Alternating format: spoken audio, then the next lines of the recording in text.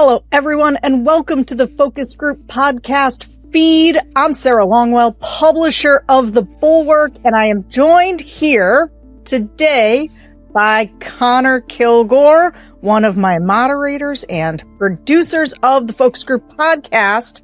And this is not a full Focus Group podcast episode. We are going to be back officially after Labor Day. So the first Saturday, which I think is 9/6, is when the first episode back from hiatus will be out. And I'm looking forward to getting back to it. Conor, thanks for being here. What are we doing here? What's happening? Why are we making this little podcast right now? So I am also looking forward to getting back into the show. We've just gotten stir crazy around here this summer. We can't stop doing focus groups, but after we did our little, reading the comments section take last week, we got many more questions and comments about how we do the focus groups, why we do the focus groups, how we interpret them. And many of them were frequently asked questions. And, one thing that I know you like to say around this shop is that just because you're sick of saying something doesn't mean that other people don't still need to hear it. So we wanted to come back to our listeners with some frequently asked questions about our methodology, how we think about the focus groups and the value we get from them. Yeah. Okay. Love that. Because we get a lot of people asking a lot of different things, usually in the vein of sort of, how do you find people? Like, why do you choose the people that you do? A lot of people want to know why we don't push back on people. And so let's talk about those things. Conor, why don't you read some of the frequently asked questions and we'll answer them. So some of these are pulled from the comments section of that reading the comments take we did last week. So that's a little bit meta, reading the comments about the comments, but this is from an episode a few months ago. Someone asked, why do you not fact check your focus group participants when they're making completely false statements? I get it. Americans are dumb. They don't pay attention to things, but come on, you're not dumb. I appreciate them clarifying that we're not dumb. But Sarah, why don't we make it a practice of pushing back on people? Honestly, it would negate the entire point of doing the focus groups. This is a question that we get a lot, and I understand that it is frustrating for people to, especially when they get to hear the focus group commentary through the podcast, they hear people say things that are wrong, that, where they don't have the facts in the case, where they've missed a whole, they are clearly convinced of something that, the listener knows not to be true. And I understand why people want the satisfaction of hearing a moderator push back and give them the real facts. We don't do it because I am not trying to convince ever the 10 people in the focus group. I'm trying to learn from the 10 people in the focus group so that I can try to build usually campaigns specifically, because I do two kinds of work here, right? I started doing, I'm sorry for all the preamble, but I do want to tell you that the reason I started doing the focus groups was not to make a podcast. The reason I started doing the focus groups was because back in 2018, we were trying to figure out a way to primary Donald Trump. And I was trying to figure out if that was possible. And in doing so, I started listening to these voters, and it was like the scales fell from my eyes. Because once you start listening to voters, you realize what kind of information environment they're in. You realize why certain things persist in terms of, just why do they believe one thing while perhaps I believe or other people believe another thing. And it is figuring out what people think authentically so that you can try to build campaigns to persuade them otherwise, right? So back then, we were really focused on people who had voted for Trump, but really disliked him, right? Those edge cases. And so I'm not trying to convince those 10 people in the room. I'm trying to learn from them so that I can construct effective campaigns or advocacy material or whatever it is that I'm doing in my sort of political persuasion life. I just want to know what they're thinking. I always say I want to listen and learn from 10 people so that I can try to convince 10,000 people. And here's the thing, and Conor, you can verify this.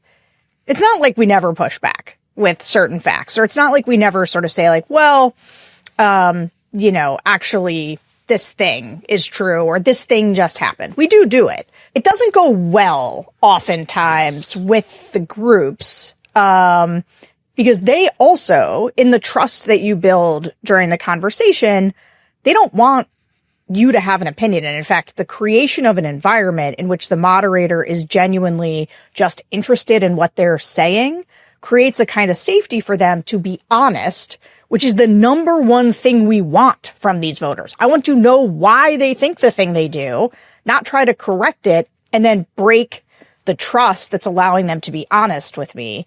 But there have been times for either because the group got curious or back when I was doing focus groups or because people Googled me and figured out who I was. And in that, that it does, like, people get mad at the idea. I think that, I don't know, just that you have an opinion and are pushing back, in an environment where their feeling is like, I'm here to give my opinion, like, authentically. Yeah, we sometimes tell people that as long as you're telling us what your honest opinion is, then that's the right answer and there are no wrong answers. And this goes back to a question I think that we got in the video we did last week where people said, how do you know that people are giving you their honest opinion? They're saying that they're voting for Trump because of the economy, but really they didn't want to vote for a black woman for president. And this is part of how we create an environment that's as candid as possible. I know a couple of months ago, I was doing a group of, fairly strong Republicans. They'd voted for Trump, the last 2 times. And we were talking about the big, beautiful bill. And I was kind of probing that folks were talking about how they wanted the national debt to be handled. And they also wanted to see the 2017 tax cuts extended. Most of our listeners will probably say, well, you can't do both. And I would agree. And so I asked, how do you think about the trade-off between continuing these tax cuts and handling the national debt? And people got feisty in saying, well, you can cut taxes and still increase revenue. Some people in this group were really up on kind of the Laffer curve and well-versed in, I guess, Reaganomics, but people got a little touchy about it and you had to kind of quickly move on. But the conclusion we drew from that was people don't want to deal with that contradiction. Yeah, and that is like we are just trying to understand the environment so that we can change it in our other work. And when I said that sometimes we correct people or like we do push back, it's not because we want to correct them. Actually, it's usually in service of, hey, we're having a certain kind of conversation and they've just introduced a fact that's wrong, that if other people in the group think that is true as well, like, we'll throw the conversation off. And so then we might say, well, actually, this just happened. But also, like, we're not there to litigate opinions. It's important to understand for us, for the work that we do, that a lot of Republican voters feel strongly that tax cuts lead to revenue growth. And that's a pretty common assumption, actually, in sort of conservative economic circles. And so just because people disagree with it or that it's like a debate that happens doesn't mean that, like, that's not the kind of thing we would ever come in really and check. Now, what we would do, as Conor said, is ask a probing question that forces them to sort of grapple with the thing that they're saying and to see how they defend it. Because if you want to make an ad that says that the tax cuts are increasing the debt, you want to know how many people are going to dismiss that out of hand because they already believe that actually tax cuts lead to economic growth. Our goal really is to learn. And I understand why people can get frustrated hearing things that are wrong, but you cannot do this kind of work. And anybody who does focus groups will tell you cannot do this work like combatively or even in a way where you are sort of tipping your hand to the idea that you might disagree with them. I mean, I disagree with constantly. It's like you meet as many people in the world, like you're going to disagree with a lot of them, but this is for learning purposes. Okay, sorry. We've exhausted that. Go ahead, Conor. Sure. So I want to turn to some of the comments from our Reading the Comments video last week. A guy named Benjamin Seltzer wrote, "Fair warning, my background is in psychological assessment, so I'd like to hear more in-depth discussion of how you structure your focus groups, from group selection to question protocols to prevent confirmation bias and other threats to the validity of our conclusions. So I'll let Sarah cook on this, but I would just start by saying that I don't think we are all that confirmed most of the time. I know. Yeah. If only our biases were confirmed. And in fact, the first groups that I did, I'm going back to sort of 2018. And at this time, I'm still thinking like, can the Republican Party be saved? Can Larry Hogan primary Donald Trump and win, or at least, kind of do a good enough job, get a big enough percentage of the vote that he becomes a viable sort of alternative in the post-Trump world. It's just, these were the kinds of things you're thinking. And you go into the focus groups, and my assumption is people don't really like Donald Trump. It was kind of an accident of history. There's like a bunch of big Republican field. They split, the sort of normie vote. Trump's over there alone in his burn it all down lane. And this is how it happened. Republican voters don't actually like him. That is not what I heard when I started doing focus groups. Lots of people liked him quite a bit. And, it's hard actually listening to people, that I see how kind of red-pilled they are, or how much they live in, an information environment that I believe is damaging and poisonous. And so, yeah, I think we avoid confirmation bias pretty easily. And again, this goes back to, let me tell you something that's a big difference between what we do and basically what everybody else does.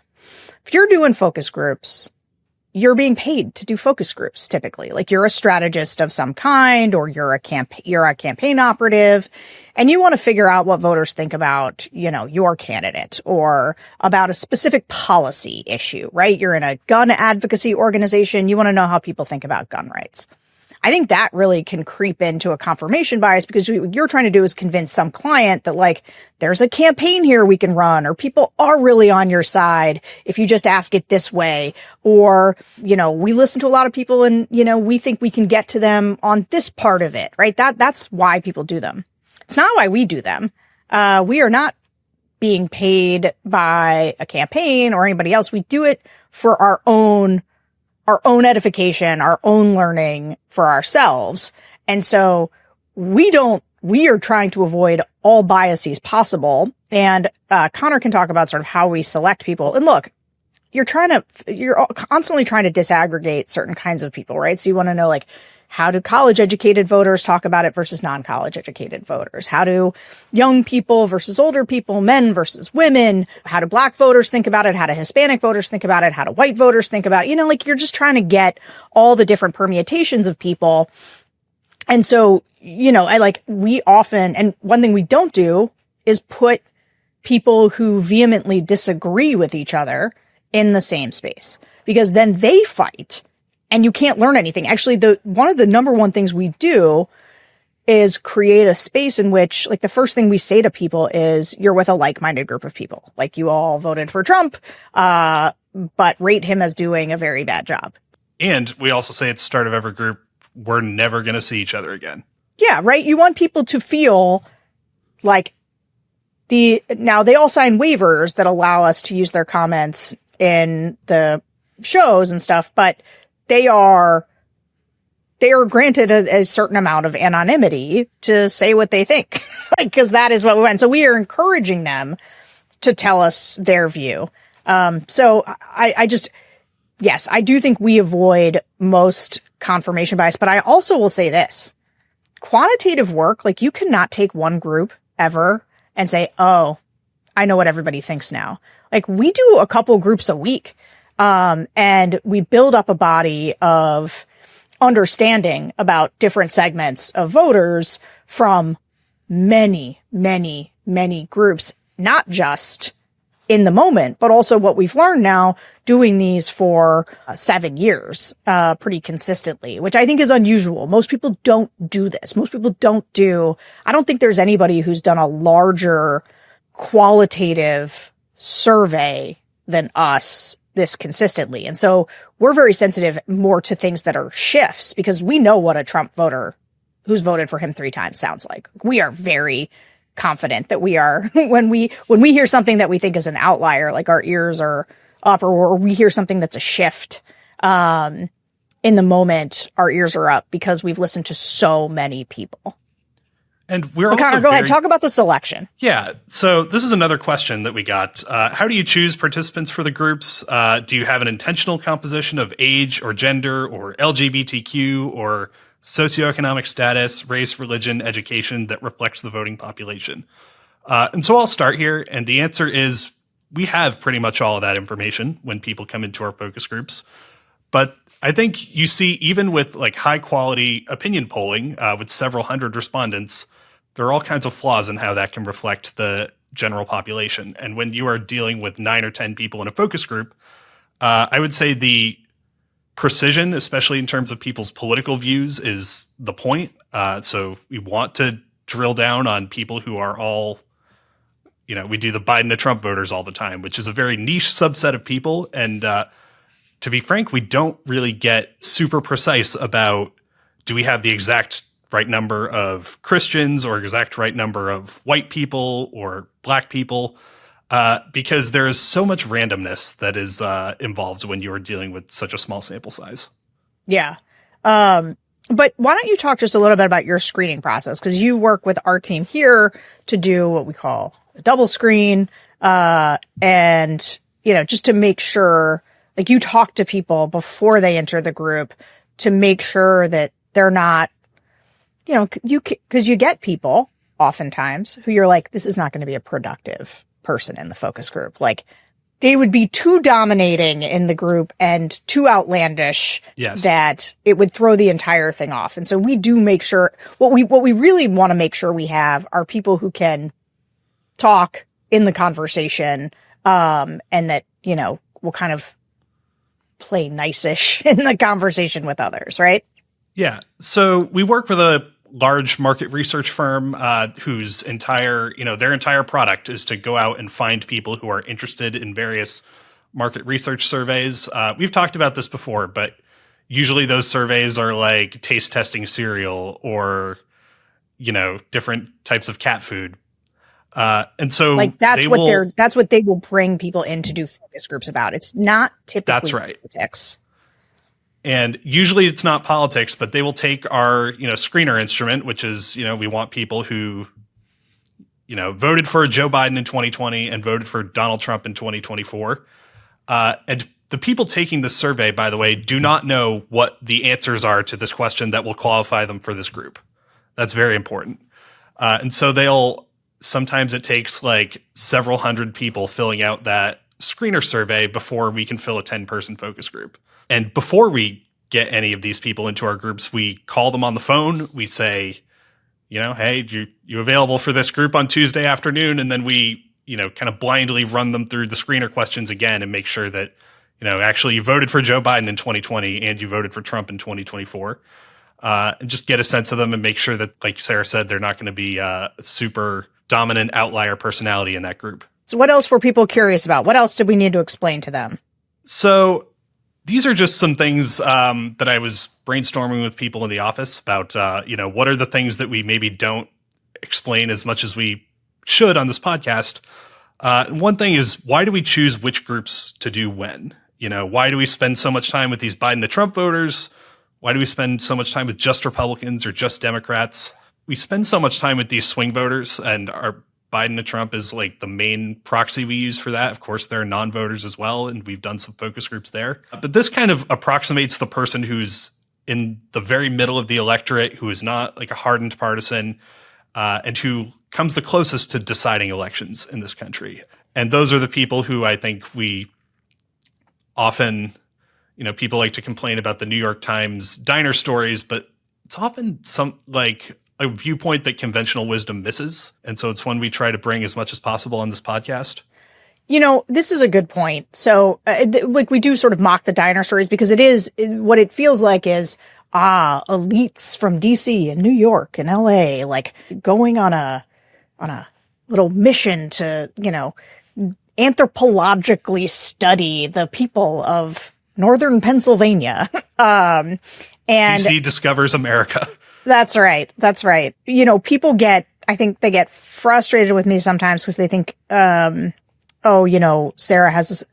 gives these people so much grace and doesn't want to, call them names and stuff. And that is true. I am from a very small town in central Pennsylvania that voted for Trump by 76% or 74%, but it's high. It's high. The district, if I moved back home, my representative would be Scott Perry, the guy who really helped Trump do the election denial and tried to help him steal the election. And so, like, I'm from Trump country. And so it's true. When I hear these voters, I don't feel like I'm studying them as much as I feel like I know this person. Like, I know what this is. And I'm thinking, what would it take to persuade that person of something else? What would it take to persuade that person to vote for a Democrat? And I think this is where people should be clear about my intentions, which is I am trying to figure out how to defeat the authoritarian slide in this country, which mainly means defeating Republicans. It used to mean a little bit less of that, but now basically that's what it means because Trump has fully taken over the party.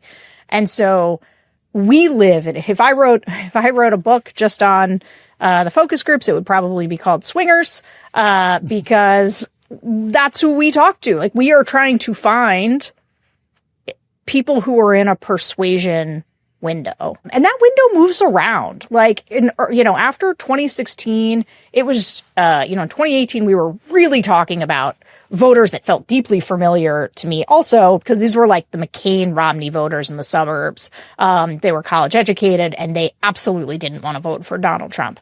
But the swingier voters have shifted around over the years that we've been doing this. And now it's much more likely to be maybe like Black men or younger voters, Hispanic voters, white working class voters who voted for Barack Obama but are now firmly MAGA. Like, just who, and or it's has a lot to do with the information environment that they consume. And geographically, more and more, like, we try to move around geographically because we really think that geography, because then who dictates who you follow on social media, who you're sort of swimming in the same soup with of information. It starts to harden and congeal into sort of geographically specific.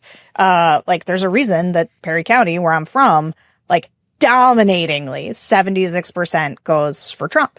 And so anyway, I don't even know where we were really talking about this other than trying to persuade people and figuring out who is persuadable is the work that we do.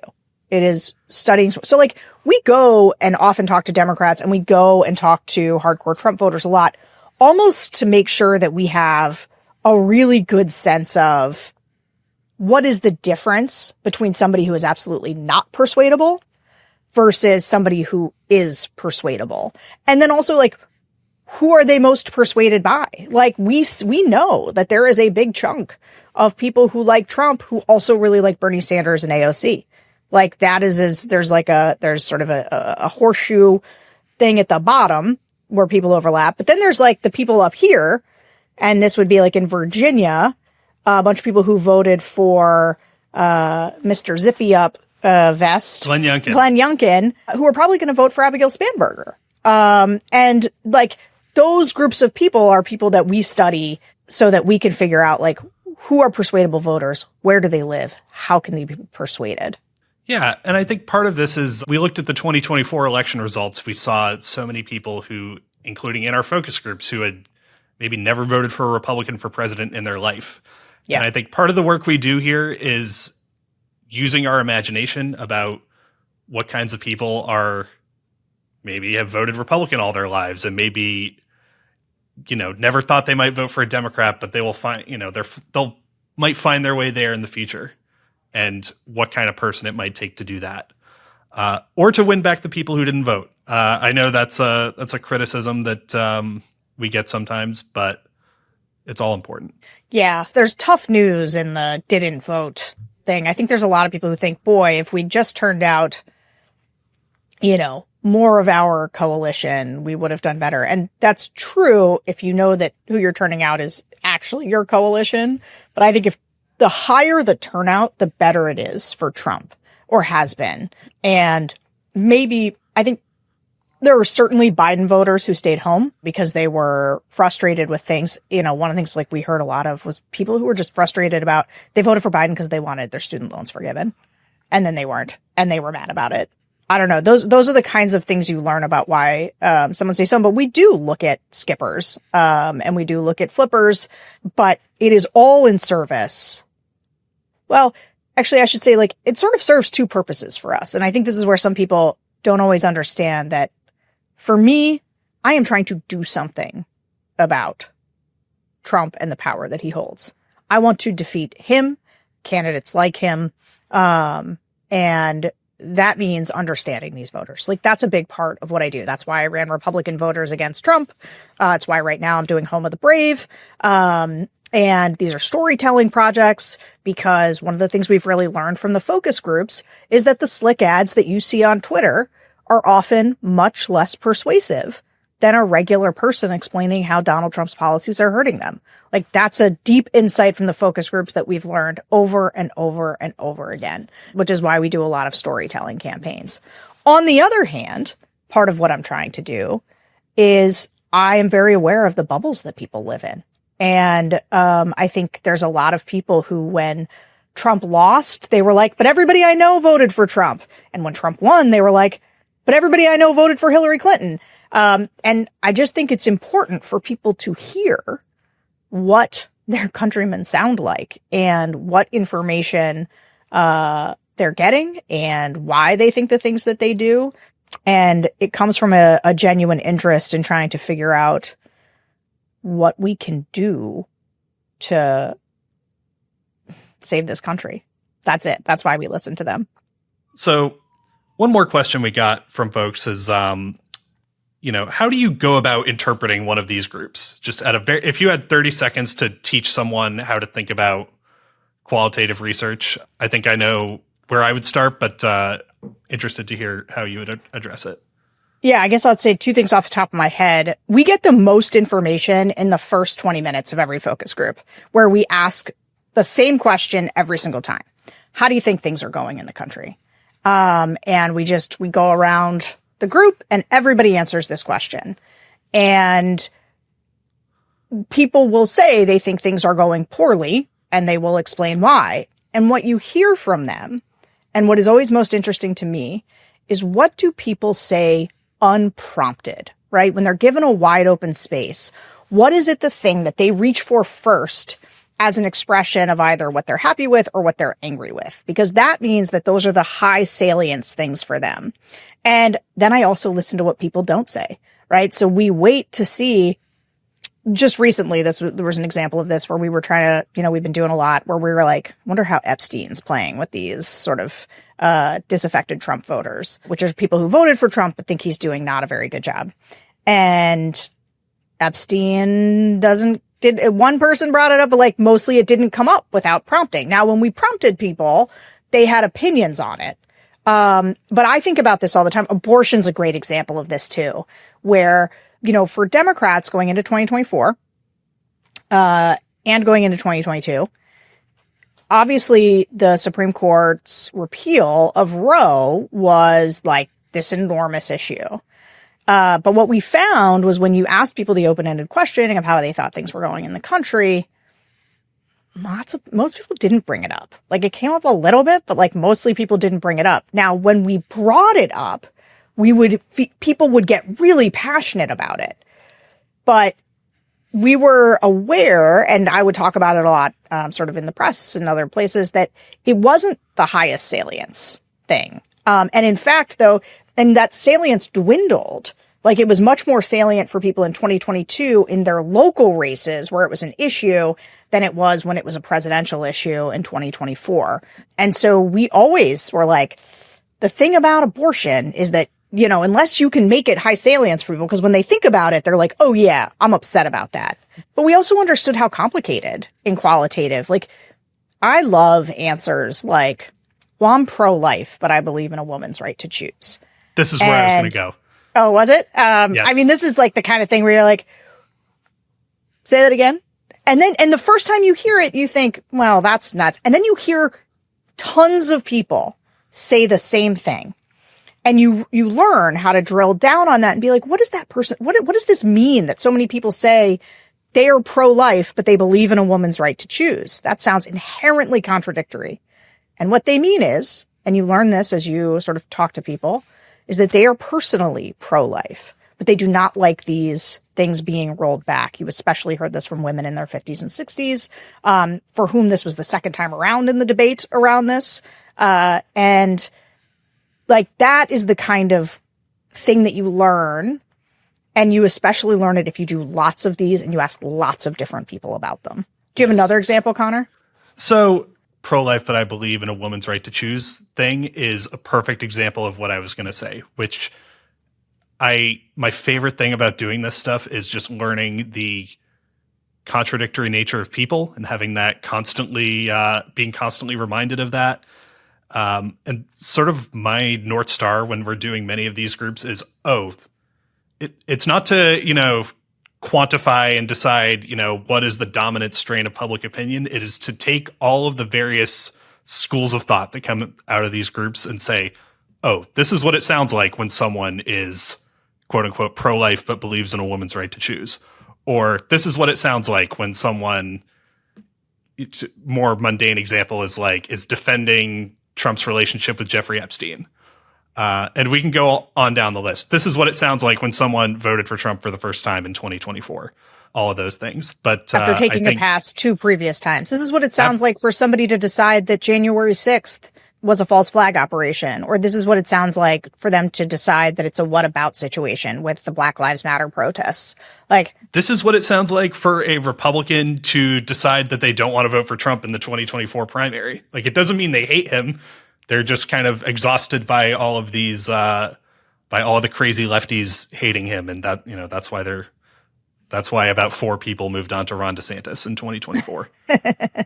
But it's also how we learned things like, being a politician was a job. And so they wanted somebody who kind of looked the part of a politician and seemed like a good, politician. And now they really don't like it when somebody seems like a regular politician. And so you learn to have your antenna up for things like, they're all starting to say that Ron DeSantis seems like a regular politician. They're turning on him because that is the worst thing you can be right now. Because what they love about Trump is that they think he transcends politics.